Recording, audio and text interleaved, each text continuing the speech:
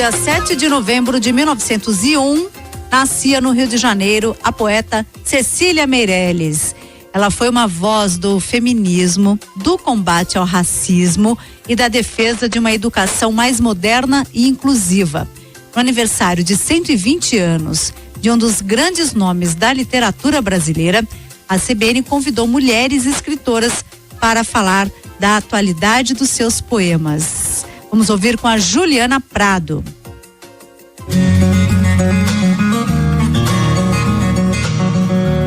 Na escola, quando menina, foi que eu conheci Cecília. Ainda naquele dia, a beleza me invadia. Verso noite, verso dia, mente ativa, palavra inquieta. O retrato daquela época abraça meu eu poeta do jeito mais ancestral que existe. É como se ela falasse, como se eu ouvisse. Essa menina vai ser poeta, mesmo quando alegre, mesmo quando triste.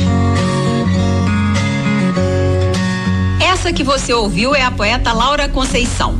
O poema, em homenagem a Cecília Meirelles, feito especialmente para essa reportagem, resume a inspiração para a vida que ela encontrou na escritora. A mineira é uma entre tantas jovens que buscam em Cecília Meirelles matéria-prima para fazer poesia.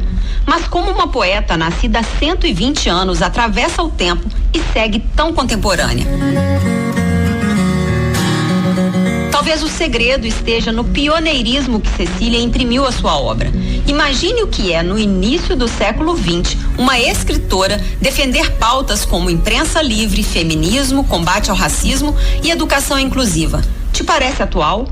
Para a compositora Angélica Duarte, apaixonada pela obra de Cecília, se vivesse hoje, a escritora seria uma revolucionária, uma mulher à frente do nosso próprio tempo.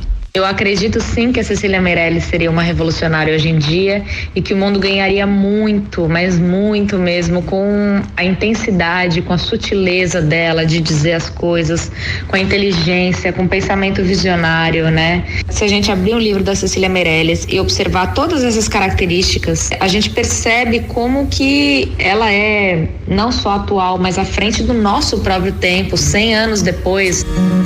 Já Laura Conceição acredita que Cecília seria uma voz da poesia marginal. A gente ia estar com certeza unindo a arte dela aí às artes periféricas. Por mais que muitas pessoas encaixem ela ali no movimento modernista e tal, ela tem uma pegada muito crítica, né? Quando eu li lá, né, não sou alegre, nem sou triste, sou poeta, isso marcou muito a minha vida.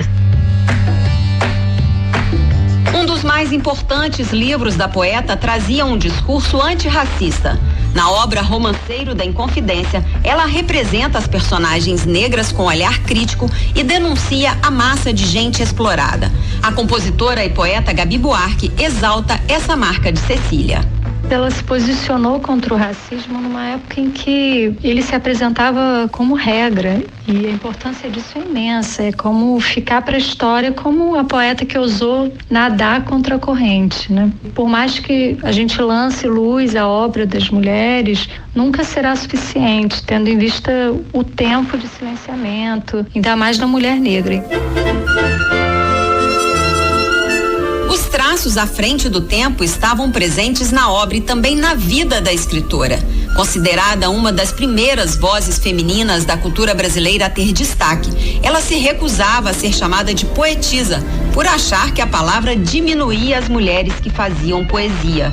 Cecília teve uma intensa produção para crianças e abriu no Rio, em 1934, a primeira biblioteca infantil do país. Foi incansável na defesa do ensino moderno e inclusivo e porta-voz com o educador Anísio Teixeira do movimento Nova Escola, que defendia a renovação do ensino. Acabou alvo de intrigas políticas e chegou a ser chamada de comunista. Foi perseguida por levar para a biblioteca livros como As Aventuras de Tom Sawyer, de Mark Twain. A obra, segundo os censores do Estado Novo da Era Vargas, tinha conteúdo pernicioso para crianças. Se por um lado a realidade do país não se descolava da obra, por outro, ela também era capaz de ir fundo na introspecção. O lirismo do poema Retrato, lido aqui pela escritora Alice Santana, mostra bem isso. Eu não tinha este rosto de hoje, assim calmo, assim triste, assim magro. nem estes olhos tão vazios, nem o lábio amargo.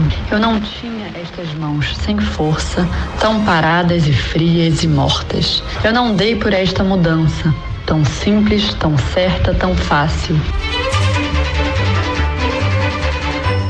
A sócia da Casa Poema no Rio, Giovana Pires, acredita que Cecília Meirelles ocupa lugar de honra entre os grandes escritores e defende que a obra dela seja popularizada. Ela está no panteão dos poetas como Drummond, Mário Quintana, Manuel Bandeira. Então eu acho que Cecília está nesse pedestal. Espero que daqui a pouquíssimo tempo, talvez acho que tenha mais 10 anos aí, um pouquinho mais, ela entrará em domínio público. Estou torcendo para isso acontecer. Caráter universal, a obra de Cecília atravessa a história das pessoas. Ao ser convidada para essa reportagem, a poeta e professora Romã Duarte teve dúvidas. Afinal, não conhecia a fundo Cecília Meirelles.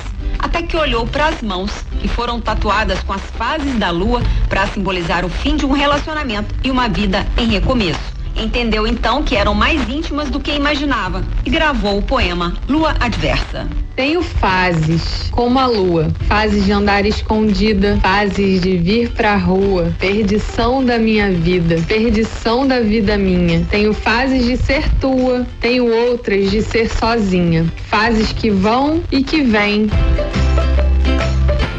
E para encerrar essa visita aos 120 anos de uma das maiores poetas brasileiras, ficamos aqui com um dos clássicos de Cecília Meirelles.